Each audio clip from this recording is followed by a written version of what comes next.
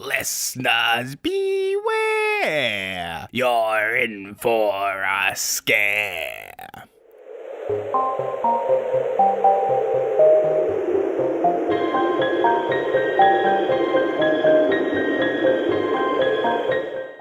Happy Booth Year! Woo! Yay! Okay, that was pretty cringy, but I guess the other response I had as a joke was, it's Happy New Year! Courtesy of OGW Nostalgic Reviews.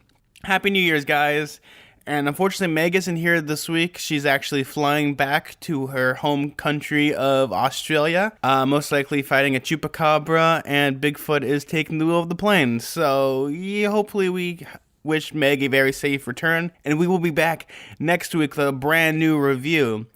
I just wanted to say thank you to everyone for the last year. It was truly amazing with the start of this podcast. We're almost at a full year, guys. Oh my gosh. Without your guys' support, we would just be two weirdos talking in a microphone and no one listening. But people actually do listen. Both from me and Meg, we truly appreciate everything you guys have done by listening, responding to us on Twitter, telling us how much you love the show, and even sending reviews. We just really appreciate it. We never thought in a bajillion years that people would want to listen to our little R.L. Stein podcast. We actually got a chance to meet up this year. You know, little things that you guys wouldn't imagine that you guys do, it really means a lot to us. And we just want to say from the bottom of our spooky, cold, dead, frigid hearts, thank you. Now, here's a little mini review for you guys, because Meg isn't here. And here is the first book in a book series that has plagued my life, The Zack Files. The problem with me having the name Zack, especially in like the early, mid 2000s, is that I don't know what it is about our culture, but when people have their names either in a book or a TV show, people, oh, have you seen that show? Have you seen this? I remember I was in kindergarten and people would get so excited when our teacher would read books and the main character or even the author had our same first name. It was like, yes, woo! But for me, I was always like, I don't know what it is. People would always make the same four jokes. The first one would be, where's Cody? Because, you know, Sweet Life of Zack and Cody. Another one would be, where's Screech? Though, that one is, I know I've told this on another podcast, but my name, Zack, actually came from Zach Morris from Saved by the Bell. Take what you will of it.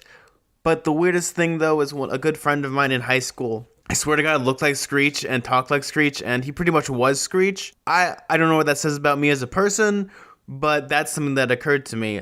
Other things was, you know, me being a Lego maniac. If you remember the Zack, he's a Lego maniac, you know, Lego commercials. I saw it once. And then other than that, it was just Zack Attack or Radicool or stuff like that. Now, this had to have been early to mid 2000s. I want to say 2004.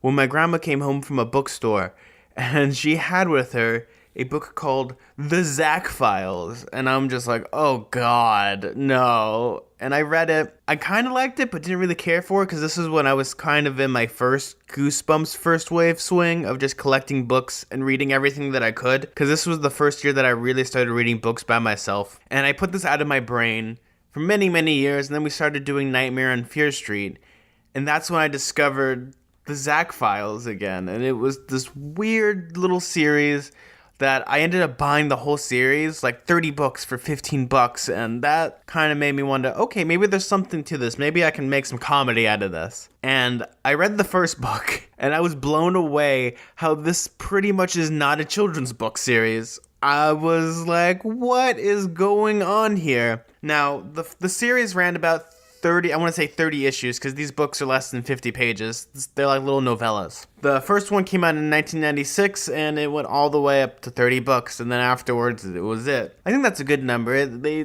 got quite far. The books were written by Dan Greenberg, and he'd written several books before that, and he'd written several books after that. He just struck it big with the Zack Files. There was a Zack Files TV show. There was a Zack Files audiobooks. I'm surprised there isn't like a Zack Files, you know, breakfast cereal. But he hit it big with these books, though not as big as Goosebumps. I guess maybe that's arbitrary. I like reading the first line of the first book because it kind of sums up both me as an individual and both as this Zack. My name's Zack. I'm 10 years old, and I guess you could say I've been interested in weird stuff all my life. Stuff like haunted houses, UFOs, storms where it rains frogs. So when something weird happened to me, I probably was more open-minded than someone else who wasn't interested in weird stuff all through their life. And I like that. So the first book is actually called Great Grandpa in the Litter Box, and it is this little weird, quaint story. I mean, this is a story that really, really amused me. So Great Grandfather in the Litter Box, the cover, it's a really nice little, I'm not Meg, so I don't really know art concepts, but it's like a very like simple drawing of like there's this kid in the back. Zach, he's got like spiky hair and he's wearing like a yellow sweater, and center of frame is this big old fat cat, like the fattest cat you could ever see, and he's in a litter box because this is in the bathroom. And this big old fat cat has a big old cigar and he's smoking, and he's most likely taking a dump. Yeah, he's taking a dump, guys. And I'm just gonna read you the back. Great Grandpa in the Litter Box. What I wanted was a cute little kitten. Instead, I got a tough tomcat that talks. And that's not all. He says my grandpa Julius, and he needs my help. And messy litter box or not, family is family. Aw, I can see this being like on a VHS, like right next to Free Willy and Homeward Bound. Yeah, my great grandfather in the litter box. What a story, guys. I might as well just kick into it. Though the one thing that I really liked about this is that it took two of my weird favorite things in the world, and that is the X Files and silly comedy, and put it together. I guess that's why we have the Zack Files. So the story opens up with good old Zack. It doesn't have a last name, it's just Zack. And he has just gone to like the kitty kettle. I don't have a cat, so I don't know if it's just, I guess let's just call it the adoption center. And he somehow convinced his dad that he really wanted to get a cat. Just because, it'd be cool to have a furry friend in the house. So when he visits his dad when he's not living with his mom, because his dad and his mom got a divorce, that they could have a cat. Fair enough. So the book opens up with him, looking around, looking at a bunch of cool cats. One of them looks like he's wearing a little tuxedo, so he's like black and has a little bit of like a white strip. And he's like, whoa, I should get this kitten because I really want a kitten and love it. And as he's doing that, he hears, psst, kid. And he's like, oh, is someone else here? Starts looking around and he sees this gigantic fat cat. The cat just starts talking to him and he's like, hey, don't get that cat, get me. I'm a really cool cat. And Zach's like, no, I would like to get this tuxedo cat. And this fat cat's like, no, you don't get him. He's got fleas. For some reason, I'm trying to do this as like a Danny DeVito voice, but just picture Danny DeVito in your head and you have your live action version of, my great grandpa in the litter box. That's what I think of, is just that Danny DeVito, like, Charlie, that voice. And he's like, yeah, don't get him. He's got fleas, yeah. And Zach's like, talking cat or not, I kind of want a kitten. And the fat cat is like, okay, kid, I'm going to level with you. If you don't get me, they're going to put me down to sleep. Not like, tucking me down for a nap, but like D-E-A-D, dead. And Zach's like, this is a no-kill shelter, right? And he's like, darn it, you got me. Well, please get me. And he's like, no, I'm going to pick out this white tuxedo cat. The fat cat's like, okay, I have one more trick up my sleeve. I'm actually your great-grandfather Julius, and I know your name. Your name's Zach. How'd you know my name? As he looked down to see if he has like a name tag or something. And Julius is like, no, just adopt me, and I'll grant you 3 magic wishes. Really? No, I'm not a magic cat. I just talk, because I believe in reincarnation, so I was your great-grandfather Julius, but now I'm not. Now I'm a cat. Meow, meow, meow, meow. So Zach's like, fine, I guess I'll go get this cat. So he adopts Julius, and he goes home, and he's like, hey, Dad, guess what? I got a cat. That's great, son. You know that we have to pack and go to your great-grandma Leia's tomorrow. But don't worry, I already got our neighbor to, make sure that this cat's all right. Right after that, he's like, hey, Dad, so I didn't get a kitten. I actually got like an older cat, and the dad's like, great, son, that's good to have an older cat to give it a home. Except it's got a weird thing. It talks, and it tells me that I'm his great-grandfather Julius, and the dad doesn't beat an eye. He's just like, oh, I'm surprised you know I'm a great-grandfather Julius. He died before you were even born. I don't know where you heard that from. He doesn't question that, his son says that he has a talking cat that talks to him and tells him things. I would imagine something like the Son of Sam would get to him, but no. his dad's like, I have to run a few errands before we have to go to Thanksgiving tomorrow, because they have to go to Chicago. So, Zach and Julius are now in the house alone, and Julius is like, Zach, could you get me some lox with sour cream? And Zach's like, no, you can eat your cat food. And he puts the cat food down, and Julius is like, I don't like that. You could just go down to this deli and get me sour cream and lox. Zach gets convinced to go downstairs, goes to the deli, gets him lox with sour cream, and then Julius eats like, nom nom nom nom nom, I'm a fat cat. Oh, by the way, tomorrow you need to make sure that they don't skimp on the sour cream. What? But Zach's like, I can't do that every day. I only make $3 a week. That's my allowance. Whoa, that's $3 reduce. But Julius is like, oh, by the way, could you take me to see my daughter tomorrow? Like, what? Oh, yeah, your grandma Leia is actually my daughter.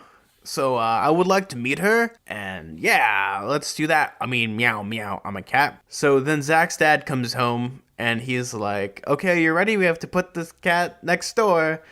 And Zach's like, hey, it would be possible if we take Julius with us, because I want him to meet Grandma, because apparently he's his daughter. And Zach's dad's like, no, not really.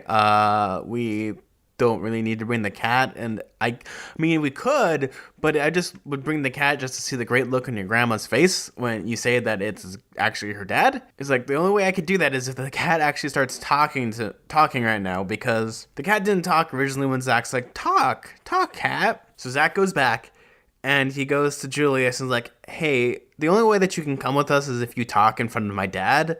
So would you mind talking in front of my dad? So Julius is like, oh, no problem. I'll come over there. So good old Zach goes like, hey, Dad, you want to hear my cat talk? And like, your cat doesn't talk. You don't think I talk, do I? Well, do you have any schnapps? Again, he's just, oh my God, this book is weird. It's just, the cat wants alcohol now. And just this old, weird, drunken man that's a cat now. And Zach's like, is that good enough for you? And Zach's dad's like, yeah, I suppose that is really good. Then afterwards, like, unfortunately, I don't have any schnapps. Well, do you have any cigars? I could use a cigar. You know, because we're in New York, and I need a cigar, and I drink schnapps and lox with cream cheese or sour cream. I don't even know where I'm going with this anymore. And Zach is just like, what is going on? Next day, they get on the good old plane. For some reason, they are able to bring, good old Maurice. And as that's happening, Maurice is just hitting on every single stewardess, but in a good comedic fashion. All the stewardess think it's Zach's dad hitting on him, and they're all giving him sour looks, and they're not giving them, their free pretzels. So they get to Chicago, go to the grandma's house, and Zach's dad's like, hey, grandma, or hey, mom. It's gonna sound weird, but do you remember great Aunt Julius? Oh, yeah, I remember him, such a kind father. Now, if it wasn't his good-for-nothing brother Maurice, oh, that Maurice, he embezzled money out of my father and brought him to an early grave. Zach's like, well, this is gonna sound weird, grandma, but I think we have great Aunt Julius with us. So then Zach pulls out Julius, and the cat's like, meow, meow, by the way, I am your father, meow, meow. And Leia's like, that's not my father. That's a good trick, though. Ventriloquism. And they do some convincing, but she's like, yeah, reincarnation. Well, before I was a cat, Julia says, I was a caterpillar, and then I was a moth, now I'm a cat. And, yeah, by the way, do you have any lox and sour cream? Or, a cigar and schnapps? And Leia's like, wait a second, my dad didn't drink or eat lox with sour cream. The only person that did that in the family was the black sheep of the family, with a bony finger lifting it high in the sky. It was Maurice! Bum, bum, bum, bum! Maurice is like, okay, you got me. I was Maurice, and I did embezzle money out of your father, but I was going to pay him back. I was actually on my way to the bank when I got hit by a Greyhound bus. I made a lot of money with stupid inventions such as bottled water, and also a costume for Dodsons, so they look like little hot dogs, because, little wiener dogs. And the funniest thing, though, I find about this book is that the cat's named Julius. You can tell how old Dan Greenberg is? Because Julius the cat was like the precursor to for Walt Disney with Oswald and then subsequently Mickey Mouse. So, and he was a trickster cat. So if you knew that little tad bit of information, this book becomes even funnier. They're like, okay, we'll settle it this way, guys. We are going to go to the bank in Chicago, and we're going to deposit all the money. So you guys have a bunch of money that I made for Julius. So the next day, they go to the Bank of Chicago, and they go to the attendant, and the attendant is like, what's the account number? Here's the account number, sweets. And she puts it in, oh, sorry, we don't have an account in that name. Well, could you look harder? She doesn't question it's a talking cat yet, because they still think it's Zach's dad. After like 10-15 minutes, she comes back with an old card. Well, you see, there is an old account with this number. You'd have to actually sign for it, because this actually wasn't in our systems. I actually had to look long and hard. Can you at least give me the name of the account? I'm sorry, I can't do that. If I told you the name of the account, would you give it to me? Maybe. She's like, oh, it's Maurice. And it's like, oh yeah, that's the name of the account. But if you want to withdraw the money, you actually need Maurice to come down to the bank and sign it. They're like, well, unfortunately, Maurice is dead. And she's like, oh, well, you're going to have a huge legal problem with this unless he signs for it. And that's when Maurice jumps on the counter with this attendant. And he's like, oh, I'm Maurice, reincarnation, blah, blah, blah, blah. And the attendant doesn't take this well. She doesn't scream. She doesn't, like, try to, like, exorcise this cat demon. She's like, well, can you sign for it? Lady, I don't have opposable thumbs. I can't really sign it for anything. And like, well, then there's not much I can do. I mean, you've just proven that reincarnation is a thing, but, you know, rules are rules with the bank. And Julius gets an idea. I'd like to speak to the head of the bank, the one that's named after the Bank of Chicago, Mr. Chicago. It's the equivalent of asking, like, going to, like, JP Morgan, asking for legitimately JP Morgan for your bank, or Wells Fargo. And she's like, he's kind of in a meeting right now. Again, this account's been many, many, many years. The person of this big bank is apparently the owner, the person that this bank's named after, is still quite kicking. So Julius jumps up, goes to the boardroom, which is also conveniently in this one branch of this bank. I just imagine it's like a little store they have right next to a liquor store.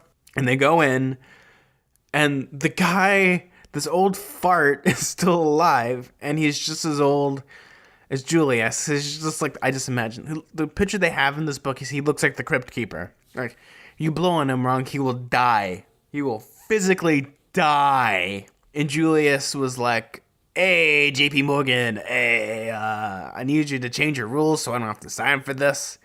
And this old guy's like, is that you, Maurice? I haven't seen you in like 50 years, 'cause I'm old. And the attendant is like, sir, you know you're talking to a cat, right? No, I'm not talking. Yeah, he's a cool fat cat. I love this guy. Best guy in the world. She's like, no, he physically is a cat, and he can't sign for his money because of his paws. And this kooky old man who somehow still the president of the bank is like, well, you see, when you get as old as I am, it'll be hard to hold a pen to. Just give him all the money, 'cause I'm old. And this guy made me so much money 'cause I invested in that little wiener dog hot dog costume. Made us a fortune. She's like, fine, just take all the money, and due to interest, so good old Maurice becomes a millionaire. He gives him about 20%, so he gives him about $40,000, and Maurice is like, thanks, kid, but I'm going to go to Florida with all the other golden age people, and I'm going to live the rest of my life eating nothing but lox with sour cream and schnapps until I die of cat diabetes. And it's almost like the Free Willy, or like, but I loved you. You were part of our family. Family is family, and you don't lie. Well, I'm going. The funny thing though is like, oh, by the way, I have a gift for you. So they go into the bank vault, and he gives good old Zach a baseball that has been signed by Lou Gehrig and a bunch of old famous baseball players. I want you to have this. This is worth millions, but it's very sentimental for me. And this is a way that you'll always remember, you know, your good old great grunkle Maurice. Actually, yeah, he is the great grunkle. Oh my god, it's Grunkle Maurice. I didn't even put that together. huh. So he goes to Florida, or really he just goes to Oregon in Gravity Falls. He tells him, you should go back and get that cat with the little tuxedo, because in his past life he was Babe Ruth. And the book ends. This, guys, is a very, very adorable little book. I had so much fun reading this book. It was not even funny. I laughed quite a bit. The scenarios they have with both Julius and, of course, then him becoming Maurice is quite actually really funny. I thoroughly enjoyed this book. Though it's a very easy read. This is pretty much for like readers 5 and up. It's not that hard. It's, again, legitimately 55 pages. I finished this in about 30 minutes. It just flew right by, and there's 30 of these books. I found this one to be the funniest so far. I've only read this one and 2 more, and out of them, I think this is quite the funniest. I think Dan Greenberg really sets up all the characters. There's not really... I don't know. Would I say there's a stereotype? I feel like Julius kind of is like the old New Yorkin man, but it's not insulting because it's just the joke is he's an old man and likes old things like cigars and schnapps and locks with sour cream on them, and that just sounds all disgusting, and I would just want to puke every time I think about it. Zack has motivation. Zack's dad has motivation. Their great grandma Leia has motivation. It's one of those weird books where it just works in really, really weird ways. I also really like the illustrations that are actually done by Jack E. Davis. And this is one of the more interesting ones because all the art style is very simplistic. They're all the same illustrated, and there's just so many other books. The weird thing, though, is that you can you could read like the next book in this. Like they have a little sneak peek, and it's literally a page, and I'll just read it.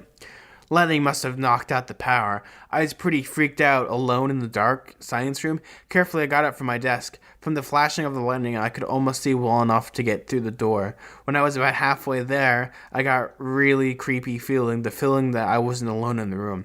Right after that, I picked up a thought. It said, there he is. Now I have him. It's time to kill him now. This is not a kid's book. These are not... I don't understand. Dan Greenberg was writing for a more mature audience. It's more slapsticky humor, but like, I think it's weird because you have these concepts of both Julius, who is pretty much embezzling people and hitting on all the girls and is a cat and just an alcoholic at this point.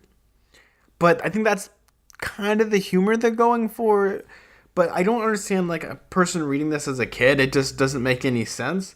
But then again, you have, like, the school library journal that says, off-the-wall humor, few early series of the Zack originals, and pizzazz from the Horn books. It's a quaint book. I'll give it that. It's one of those books where you could be reading right next to a campfire and reading it to either your kids or yourself and chuckling. As a 22-year-old, I was chuckling my ass off. So I can safely say this is a book that you could easily read while you go camping or you want to amuse yourself. I plan on reading some more of these books. These are some of the more interesting books that I've read recently. I really quite enjoyed this, and I hope to review some more of these. So thanks, guys. Thank you guys for listening to another wonderful episode of Nightmare on Fear Street. If you want to follow us on Twitter, that's at Night Fear Street. Or if you want to follow me personally, that's at Suda41. That's SUDA41. If you want to email our show and send us spooky messages, such as listener questions or even possible mini reviews that we'll totally start reading on the show now, you can send it to us at nightmareonfearstreet@gmail.com. We also have a Redbubble store, courtesy of Meg, and we'll put that in the show notes. We have some wonderful selection of shirts, t-shirts, water bottles, and even, pen skirts, or that's what they're called. Anyways, well, I appreciate you guys listening to this episode, and thanks, guys, and Happy Boo Year, and stay spooky. Bye.